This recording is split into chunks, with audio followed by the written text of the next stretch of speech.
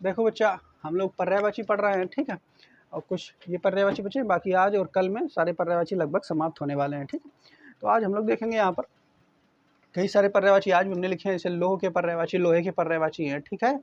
तो लोह के पर्यायवाची कौन कौन है अगर देखा जाए तो लोह का लोह, तो ये तो पता ही है तुमको, लोहा जानते ही हो तुम लोग, ठीक है। अब यहाँ पे जो याद करना है, अयस याद करना है, ठीक। तो अयस कैसे याद कर सकते हो, इसको थोड़ा सा हम आपको बताते हैं। जैसे अयस, हल्का सा लिंक अगर करो, अयस्क नहीं निकल के आ रहा, अयस्क, तो जैसे लोहा एक धातु है, लोहा क्या है, धातु, और अयस्कों से ही तो धातुएं निकलती हैं, नहीं निकलती हैं अयस्क से धातुएं, फिजिक्स में पढ़े हो, केमिस्ट्री में, साइंस में, ठीक है। तो अयस्क से ही क्या निकलती हैं, धातु। तो अयस जो पर्यायवाची हो जाएगा, अयस पर्याय किसका हो जाएगा, लोहे का, लोहा क्या है, धातु, अयस पर्यायवाची किसका हो जाएगा, तो बिल्कुल याद रखना, लोहे का पर्यायवाची है, लोह का पर्यायवाची लोह, अयस, लोहा, सार, ठीक है, लौह, अयस, लोहा और सार, ठीक। तो ये सार पर्यायवाची अलग से आप नोट कर लेंगे, ठीक है, सार पर्यायवाची आप नोट कर लेंगे। तो लौह, अयस, लोहा और सार, बोलो लोहे का पर्यायवाची, लौह, अयस, लोहा, सार, लौह, अयस, लोहा, सार, लौह, अयस, लोहा, सार, अयस याद रहेगा, इस तरीके से आप याद कर लीजिए। आगे देखो बसंत के पर्यायवाची क्या होते हैं, तो बसंत एक ऋतु होती है, तो बसंत के बहुत सारे पर्यायवाची हैं, उनको भी हमें देखना है। तो बसंत के कौन कौन पर्यायवाची हैं, देखो बसंत के पर्यायवाची मधुमास, ठीक है, मधुमास मतलब बिल्कुल मीठा महीना, ठीक है, बिल्कुल जो बसंत होता है ये बिल्कुल बेहतरीन महीना होता है, बसंत ऋतु बहुत बढ़िया होती है, ना गर्मी होती है बहुत ज़्यादा, ना सर्दी होती है बहुत ज़्यादा, ना बरसात होती है, चारों तरफ फूल खिल रहे होते हैं, ठीक है, पौधों के पत्तों में नए नए पत्ते आ रहे होते हैं। तो ये जो मौसम है, और चिड़ियाँ खूब एक्टिव होती हैं, पक्षी भी खूब एक्टिव होते हैं, हरियाली दिखाई देती है लगभग, तो ये बसंत ऋतु बहुत बढ़िया होती है, इसीलिए इसको क्या कह देंगे, मधुमास, क्या कह देंगे, मधुमास, ठीक है, मधुमास। इसके अलावा कुसुमाकर, ठीक है, कुसुम माने क्या होता है, पुष्प, कुसुम माने क्या होता है, पुष्प, कुसुमाकर यानी पुष्प का जो है वो समय है, ठीक है। तो कुसुमाकर पर्यायवाची किसका हो जाएगा, बसंत का, तो मधुमास, ठीक है, कुसुमाकर पर्यायवाची हो जाएगा। ऋतुओं का राजा है, यानी ऋतुएं जितनी होती हैं, सर्दी, गर्मी, बरसात, इनमें सबसे ज़्यादा राजा है ऋतुओं का एक तरीके का। बरसात में भी लोगों को दिक्कत हो जाएगी, बाहर नहीं निकल सकते हो, सर्दी में सर्दी लग रही, गर्मी में गर्मी लग रही, लेकिन बसंत में ऐसा कुछ नहीं होता है।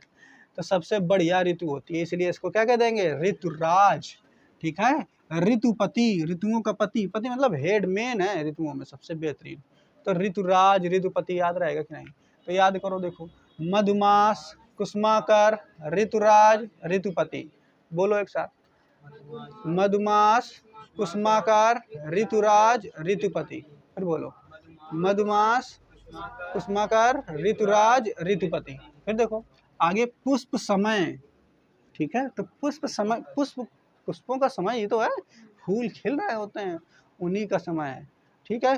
तो इसलिए इस ऋतु को पुष्प समय भी कहते हैं, क्या कहते हैं, पुष्प समय।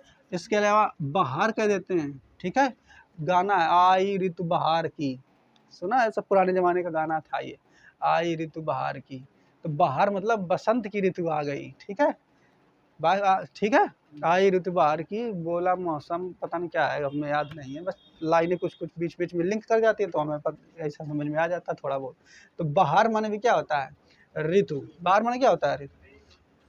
देखो कुसुमाकर, और ये देखो कुसुमाकाल, तो ये सही है, कुसुमाकाल, कुसुम माने फूल, काल मतलब समय, तो फूलों का समय है, मतलब चारों तरफ फूल ही फूल, हर वैरायटी के जो फूल है सब खिलेंगे इस ऋतु में। और वह इससे क्या होता है, अन्य ऋतुओं में कोनो का समय अगर है तो खिल गया, कोनो का नहीं तो नहीं खिला, लेकिन ये ऋतु में सारे वैरायटी के फूल खिलेंगे, इसलिए कुसुमाकाल भी कह देंगे, कुसुमाकर भी कह देंगे, कुसुमाकर या कुसुमाकाल, ठीक है। मधु भी कह सकते हैं, मधु ऋतु भी कह सकते हैं, तो लिख ही चुका हुआ है, ठीक है, ठीक है, मधुमास कह दो, मधु ऋतु कह दो, तो ये तो याद हो जाएंगे, इतने सरल है। मधुमास, मधु ऋतु, कुसुमाकर, कुसुमकाल, ऋतुराज, ऋतुपति, पुष्प समय, ठीक है, और बहार याद रहेगा। अब यहाँ पर कुछ देखेंगे फिर से, ऐसे माधव पर्यायवाची अगर आप देखोगे तो ये कृष्ण जी का होता है, किसका होता है, कृष्ण, ये इसमें इसलिए आ गया, देखो कृष्ण जी जो है जब रास लीला वगैरह करते थे गोपियों के साथ, तो जो मेन ऋतु होती थी यही वाली होती थी, बसंत ऋतु, इसलिए माधव इसी में आकर के लिख दिया गया है। ठीक है। इसके अलावा ये जो सुरभि पर्यायवाची आपने देखा है, ये भी किसी का होता है। किसका होता है? गाय का होता है सुरभि, नहीं होता गाय का। और गाय का इसमें गाय के मारे लिख दिया गया है। तो कृष्ण जी के साथ गायियाँ भी जो होती थी वो भी तो खूब बढ़िया अपना रहती थी, साथ में चराने जाते थे, तो इसमें लिख दिया गया है। तो ये मेन रूप से आप याद रखेंगे, माधव और सुरभि जो है, माधव कृष्ण जी का है और सुरभि पर्यायवाची। हालांकि इसमें दे दिया गया है, अगर ऑप्शन में देगा कृष्ण, अगर मान लो यह माधव पर्यायवाची किसका है, तो फिर बसंत नहीं देगा। लेकिन हो सकता है अगर माधव पूछ दे और अलग अलग दे ऑप्शन और कृष्ण को ना दे और फिर बसंत लिख दे, तो फिर कहाँ मार के आओगे? ठीक है, ऐसा समझेंगे आप, याद रहेंगे। सरल है, कुछ कठिन है इसमें नहीं है, कठिन नहीं। विधवा की पर्यायवाची, विधवा उस स्त्री को कहते हैं जिसका पति नहीं रहा हो। ठीक है, तो विधवा का दूसरा पर्यायवाची अनाथा, एक तरीके से अनाथ हो गई, वो भी पति चला गया, अनाथा कह देंगे। पतिहीन, क्या कह देंगे? पतिहीन, मतलब पतिहीन, हीन मतलब नहीं, समाप्त हो गया, तो इसलिए अनाथा कह देंगे विधवा को, पतिहीन ही कह देंगे। और ये देखो रांड नहीं कह देते हैं, गाँव में कह देते हैं, गाँव में ज़्यादा कहती हैं, गाली देंगे तो यही बोलेंगे रांड कहीं की है। तो ये वाला पर्यायवाची तो तुम लोग जानते ही होगे। ठीक है, तो ये विधवा के पर्यायवाची होंगे। ठीक, आगे देखो वज्र। ठीक है, वज्र किसका पर्यायवाची है? देखो ये क्या है, देखो तो अगला पर्यायवाची है वज्र। वज्र जो है, वज्र का मतलब ये हथियार होता है। वज्र एक हथियार है, किसका? इंद्र का, जो इंद्र देवता है उनका हथियार है वज्र। ठीक है, तो वज्र के पर्यायवाची कौन कौन से? देखो वज्र के पर्यायवाची हैं कुलीस, ठीक है, पवी, आसनी, दभोली। ठीक है, तो कितने सारे पर्याय, दभोली, दभोली। ठीक, तो कुलीस, कुलीस, अब भाई इनको रटना ही पड़ेगा, इसमें कोनो तरीका आप नहीं लगा सकते हो। तो कुलीस, ये सारे के सारे आपको रटना ही पड़ेंगे, इनको भी बार बार पढ़। तो कुलीस पर्यायवाची किसका है? वज्र का। कुलीस किसका पर्यायवाची है? वज्र का। पवी किसका पर्यायवाची है? वज्र का। आसनी पर्यायवाची किसका है? वज्र का। आसनी पर्यायवाची किसका है? दभोली पर्यायवाची किसका है? वज्र का। बोलो फटाफट। कुलीस पर्यायवाची, पवी, असनी, दभोली। फिर से बोलो, कुलीस, पवी, असनी, दभोली। कुलीस, पवी, असनी, दभोली। कुलीस, पवी, असनी, दभोली। याद रहेगा कि नहीं? कुलीस, पवी, असनी, दभोली, याद रहेंगे कि नहीं? याद रहेंगे। ठीक है, आगे देखो शरीर या देह के पर्यायवाची कौन कौन है? इनको अब आपको बार बार पढ़ना ही पड़ेगा, आप इसको जरूर याद रखें। ठीक, कुलीस, पवी, असनी, दभोली।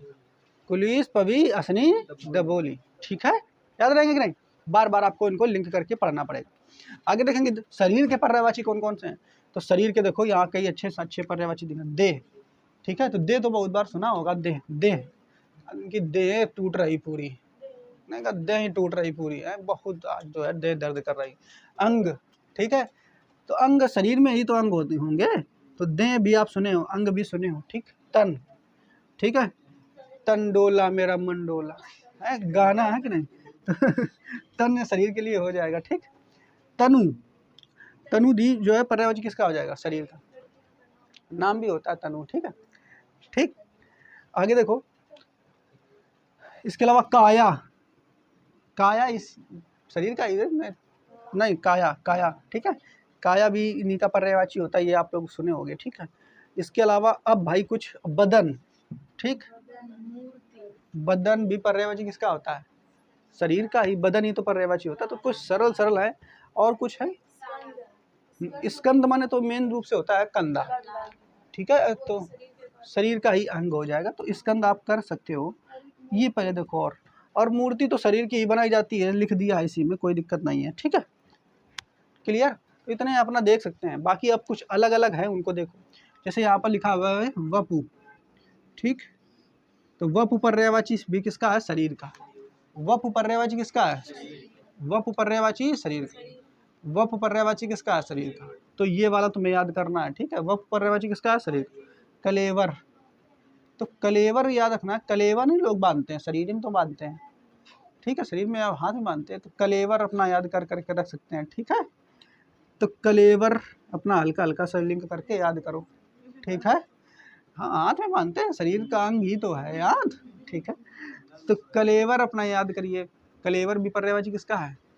शरीर का। ठीक।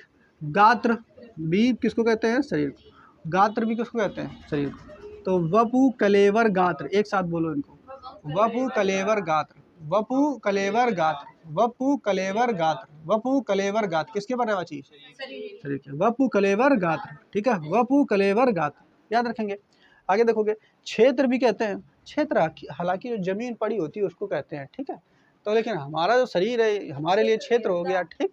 तो अपना ऐसे ही कर सकते हैं, पुर लगा दिया है। तो ये शब्द जो है, हालांकि ये पुर हो गया, क्षेत्र हो गया, ये सब जमीन जो पड़ी होती है उसके लिए होता है, ठीक है। बात समझ पा रहे हो नहीं? तो उनके लिए ज़्यादा ये आएगा ना, ये नहीं पूछेंगे, जो ऊपर वाले लिखे हैं इनको आपको याद रखना है, ठीक। इसके अलावा धन भी दिया है, ठीक है। तो ये भी पर्यायवाची शरीर के दे दिए हैं, लेकिन आपको उतना नहीं याद रखना है। आगे देखो, यहाँ इधर देखो ध्यान से बच्चा, आगे नीचे वाले अड्ग दिया है, अड्ग, ठीक है, ठीक है। एक होता है खड्ग, ये किसका पर्यायवाची होता है? ये भी तो होता है खड्ग, खड्ग कृपाण, खड्ग कृपाण होता है किस करके, किसका पर्यायवाची होता है? खंजर का। हाँ ठीक है, उसी का होता है, उसी का होता है, ठीक है। देखो बेटा, अड्ग हो जाएगा, ये किसका पर्यायवाची है? शरीर का। पिंड भी किसका पर्यायवाची है? शरीर का। मुनात्मा भी पर्यायवाची शरीर का, ठीक है। तो ये भी आप याद कर लेंगे, मुनात्मा, ठीक है। फिर है स्वर्गन लोकेश भी पर्यायवाची किसका है? शरीर का, ठीक। कुल पर्यायवाची शरीर का, बल पर्यायवाची शरीर का, प्राणागार शरीर का, वपूस ये आप बना सकते हैं, ये भी किसका पर्यायवाची है? शरीर का, ठीक है। बेर पर्यायवाची, वेर वेर वेर शरीर का, संचन शरीर का। तो ये कई सारे अजीब अजीब नाम आए हैं, इनको आपको जो अजीब नाम आपको दिख रहे हैं इनको आप अंडरलाइन कर लेंगे, बार बार इनको पढ़ेंगे, अपना याद हो जाएंगे, ठीक है। लेकिन शुरुआत के जो ये हमने आपको बताया इनको बिल्कुल याद रखना है। जैसे ये बताया वपु कलेवर गात्र, ठीक है, वपु कलेवर गात्र, इनको याद रखना है। ऊपर के शुरुआत के जितने ये दिए हैं इन लाइन को बिल्कुल क्लियर याद रखना है, बाकी इनको धीरे धीरे अपना पढ़ना है, याद हो जाएंगे। आगे देखेंगे हम लोग, इधर हम लोग फिर शहद वाले पर्यायवाची देखते हैं। तो अब देखते हैं बच्चा इधर शहद के, इसमें आपको बस ये दो वाली शुरुआत की जो लाइनें हैं, ये शुरुआत की, इनको ठीक से याद कर लेना शरीर वाले में, ठीक। बाकी नीचे वाले भी आपको बार बार पढ़ते रहना, देख लें। शहद के पर्यायवाची देखेंगे, तो शहद के पर्यायवाची पुष्पराज, पुष्परस, सॉरी पुष्परास बोल रहे, पुष्परस, पुष्परस यानी देखो पुष्प के रस से ही तो मधुमक्खियां जो है शहद बनाती हैं। मधुमक्खियां बैठी रहती हैं आराम से, पुष्पों पे फूलों पे जा करके वहाँ से बढ़िया चुरा चुरा के रस लाती हैं, इकट्ठा करती हैं, और कितनी मेहनत से जो है शहद बनाती हैं। तो इसलिए इसको हम पुष्प रस भी कह देते हैं, शहद को क्या कह देते हैं? पुष्प। मधु भी कहते हैं, मधु मतलब मीठा, तो मधु पर्यायवाची भी शहद का है, ठीक है। इसके अलावा देखो आसव भी पर्यायवाची किसका है? आसव शहद का, रस भी पर्यायवाची आ जाएगा इसके अंतर्गत, ठीक है। मकरंद पुष्प सव, ठीक है। तो मकरंद भी आपको याद रखना है, ये रस शहद का पर्यायवाची है, तो ये याद रखो दो, आसव मकरंद, आसव और मकरंद और पुष्प सव, ठीक है। तो आसव मकरंद पर्यायवाची किसका हो जाएगा? शहद। आसव और मकरंद, आसव और मकरंद शहद, ठीक है, आसव और मकरंद शहद।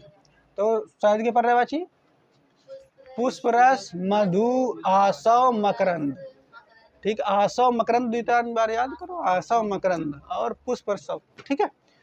तो आसव मकरंद आपको याद करना, बार बार पढ़ना। इसके अलावा देखो अगला पर्यायवाची है संड का। संड का मतलब होता है हिजड़ा, नपुंसक, न मर्द, ठीक है। तो ये पर्यायवाची उसके अंतर्गत आ जाएंगे, ठीक।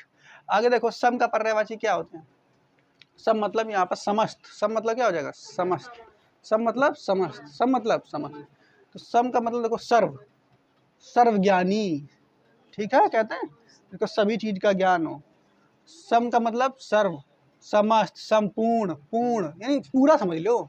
सम का मतलब क्या समझना है? पूरा, समग्र, अखिल, निखिल, बस ये लिखा हुआ देखो। अखिल भारतीय संघ सुना है कभी? अखिल मतलब पूरा भारतीयों का संघ है, निखिल का मतलब भी पूरा होता है, संपूर्ण। तो अखिल निखिल दुई बस आपको याद रखना है, ठीक। अखिल निखिल ये किसके पर्यायवाची है? सम के। सम मतलब पूरा, संपूर्ण, सम मतलब पूरा और संपूर्ण। तो अखिल निखिल याद करना है, लड़कों का भी नाम होता है अखिल निखिल। तो अखिल का मतलब पूरा संपूर्ण, निखिल का मतलब भी पूरा अखिल का मतलब क्या होता है? पूर्ण और संपूर्ण। देखो अगला पर्यायवाची है सुंदर का। सुंदर के पर्यायवाची यहाँ पे देखो कई सारे हैं जो हमें याद करने हैं। तो सुंदर के कौन कौन पर्यायवाची हैं देखो यहाँ पर, देखो एक तो मनोहर अपना याद रखना है, मन को जो हर ले, मनोहर वही तो सुंदर, तो सुंदर होगा तो मन को हर ले, इसीलिए क्या कह देंगे मनोहर। क्या नाम हो गया मनो, सुहावना, ठीक है सुहावना, ठीक है। तो सुंदर का पर्यायवाची हो जाएगा सोन, कहते हैं मौसम बहुत सुहावना है, तो मौसम बहुत सुंदर है, बढ़िया सुहावना लग रहा है ना, तो सुहावना इसके लिए हो जाएगा, ठीक है। आगे देखो चित्त आकर्षण, चित्त माने होता है मन, चित्त माने क्या होता है मन, आकर्षण मतलब आकर्षण, ठीक है। तो मन को जो आकर्षित कर ले, तो जो चीज सुंदर होगी तो मन को आकर्षित कर लेगी, इसीलिए सुंदर का पर्यायवाची चित्ताकर्षण भी होता है, ठीक है। इसके अलावा देखो कमनी, ठीक है कमनी, तो एक पुरानी पिक्चरों में साधु संत या फिर मतलब साधु संत वो क्या कहते थे कि देखो तुम्हारी काया बहुत कमनी है, कमनी मतलब काया मतलब शरीर, कमनी मतलब सुंदर, बहुत कमनी काया है, बहुत सुंदर काया, तो कमनी शब्द का मतलब क्या होता है सुंदर, ठीक है। आगे देखो उत्कृष्ट, तो उत्कृष्ट माने बहुत बढ़िया, उत्कृष्ट माने बहुत बढ़िया या सुंदर, तो जो चीज बहुत सुंदर होगी तो बढ़िया नहीं होगी, तो उत्कृष्ट भी पर्यायवाची आएगा। उत्तम भी सबसे श्रेष्ठ बढ़िया, तो श्रेष्ठ भी इसी के अंतर्गत भी आप अपना रख सकते हैं, ठीक है। इसके अलावा देखो और पर्यायवाची कौन है सुरम्य, तो ये पर्यायवाची तुम्हें याद रखना है सुंदर का सुरम्य, ठीक है सुरम्य याद रखना है। अब आगे ऊपर चलते हैं, देखो तो रम और सुरम एक साथ याद कर लेंगे, रम और सुरम, रम और सुरम पर दोनों पर्यायवाची किसके हैं सुंदर के, रम और सुरम पर्यायवाची सुंदर के, रम और सुरम पर्यायवाची सुंदर के, रम और सुरम पर्यायवाची मनोहर सुंदर का, सुहावना सुंदर का, चित्ताकर्षण कमनी सुंदर का, उत्कृष्ट उत्तम सुंदर का, ठीक। अब आगे यहाँ पर बच्चे देखो, देखो ये चारू तो सुना होगा, चारू चंद की चंचल किरणें, ठीक है चारू मतलब सुंदर, चंद मतलब चंद्रमा, तो सुंदर चंद्रमा की चंचल किरणें, ठीक है सुना है ना। तो चारू माने भी सुंदर होता है, चारू माने क्या होता है नहीं, ठीक है। आगे देखो कलित, कलित, कलित भी पर्यायवाची किसका है सुंदर, ठीक है। ललाम, ललाम भी पर्यायवाची किसका है सुंदर का है, ललाम पर्यायवाची किसका है कलित पर्यायवाची, कलित पर्यायवाची, तो कलित मतलब उससे जोड़ सकते हो कली से, किससे जोड़ सकते हो कली, तो कली कैसी होती है सुंदर ही तो होती है ना, कैसी होती है सुंदर, तो कली जो होती है वो सुंदर होती है। ललाम, ललाम भी याद कर लेंगे, ठीक है। नहीं जब बच्चा का देखो कितना लाल धरो है बच्चा, यू मोट मोट गलगुआ इतना लाल धरो है, मतलब बहुत सुंदर है, हमारे तो गोर गोर लाल धरो है, तो वहीं से याद कर लो ललाम, ललाम माने क्या हो जाएगा सुंदर, ललाम माने सुंदर। फिर देखो रुचिर, रुचिर, तो रुचि, रुचिर, रुचिर जो पर्यायवाची हो जाएगा ये किसका हो जाएगा रुचि का मतलब क्या होता है मन, मन में जो चीज आए, ठीक है मन से जुड़ी हुई चीज है, तो रुचिर भी क्या हो जाएगा पर्यायवाची सुंदर का। मंजुल पर्यायवाची भी सुंदर का, मंजुल किसका हो जाएगा, तो मंजुल भी आप याद कर लेंगे सुंदर का पर्यायवाची, मंजुल पर्यायवाची किसका है सुंदर। रमणीक भी याद कर लेना आप लोग, ठीक है एक और बच्चा है रमणीक, ठीक ये भी पर्यायवाची किसका हो जाएगा सुंदर, तो रमणीक भी पर्यायवाची किसका हो जाएगा सुंदर। तो मंजुल, रम, सुरम, रम सुरम, रमणीक, चारू, मंजुल, रुचिकर, रुचिर, रुचिर, ठीक है। और ये कलित तो कली से याद कर लेंगे, ललाम हमने अभी आपको बता दिया, इसे अपना याद कर लेंगे, 2-3 बार इनको पढ़ना ही पड़ेगा आपको, ठीक है क्लियर। तो आप लोग घर पे इनको पढ़ेंगे, इसे याद हो जाएगा। संध्या का देखो पर्यायवाची, संध्या मतलब शाम का समय, तो संध्या का सायकाल, ठीक है सायकाल नहीं लिखा है सायंकाल लिखा हुआ है, ठीक है सायंकाल, शाम, सांझ, सांझ सवेरे, ठीक है नहीं सुना है सांझ सवेरे, तो सांझ वहां से हो जाएगा। इसके अलावा गोधुली, ये बहुत बार पूछा जाता है, तो गोधुली याद रखना है, ठीक है गोधुली पर्यायवाची किसका है शाम, ऐसे याद कर सकते हो। गोधुली कैसे याद करेंगे, तो थोड़ा सा लिंक कर सकते हो, गोधुली गाय, गाय से जुड़ा हुआ आ रहा है गोधुली, गाय गो, गा से गाय, गा से गो शब्द आ रहा है नहीं, ठीक है। तो इस समय में क्या है कृष्ण जी शाम के समय में गायों को चरा करके तो आते थे कि नहीं, तो गोधुली, ठीक है यानी इस समय में गोधुली के समय में ही गो को लेकर के गाँव के लेकर के आते थे, तो गोधुली समय जो शाम का समय है, अभी भी देखो जब जाते हैं लोग बकरी चराने गाय चराने, तो शाम के गोधुली के समय ही तो आते हैं, तो गोधुली माने भी क्या होता है शाम। प्रदोष काल भी मतलब होता है शाम का पर्यायवाची।